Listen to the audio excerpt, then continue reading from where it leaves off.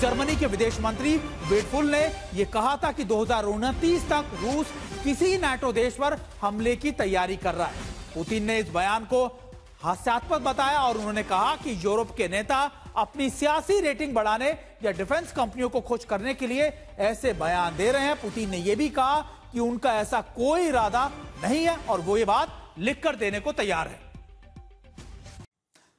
दरअसल आप सोच रहे होंगे कि पुतिन को यह बात कहने की जरूरत क्यों महसूस हुई। दरअसल कल जर्मनी के विदेश मंत्री वेटफुल ने कहा था कि रूस 2029 तक नाटो के खिलाफ युद्ध की तैयारी कर रहा है।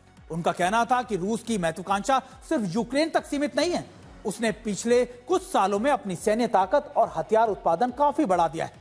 उनकी तरफ से कहा गया कि रूस ने अपनी अर्थव्यवस्था और समाज को काफी हद तक युद्ध के हिसाब से ढाल दिया है। साथ ही रूस जरूरत से ज्यादा सैनिकों की भर्ती कर रहा है। लगभग हर महीने एक नई डिवीजन तैयार कर दी जाती है, यानी लगातार जो रूस की सैन्य बढ़ोतरी है वो नाटो देशों के लिए, जर्मनी के लिए ज्यादा मेजर कंसर्न बन गया। और जर्मनी के मंत्री की तरफ से कहा गया कि रूस का अगला टारगेट 2029 में सीधे तौर पर यूरोप का कोई देश होने वाला है।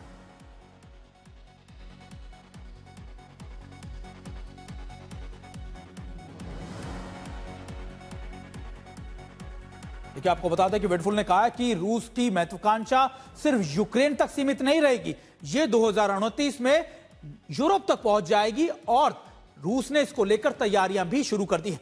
रूस लगातार अब इन तैयारियों को लेकर ना सिर्फ अपने सैन्य क्षमताओं को बढ़ा रहा है, बल्कि वो धीरे धीरे अपने समाज को और अपनी स्थिति को उसी वॉर जोन में लगातार ढालने की कोशिश कर रहा है।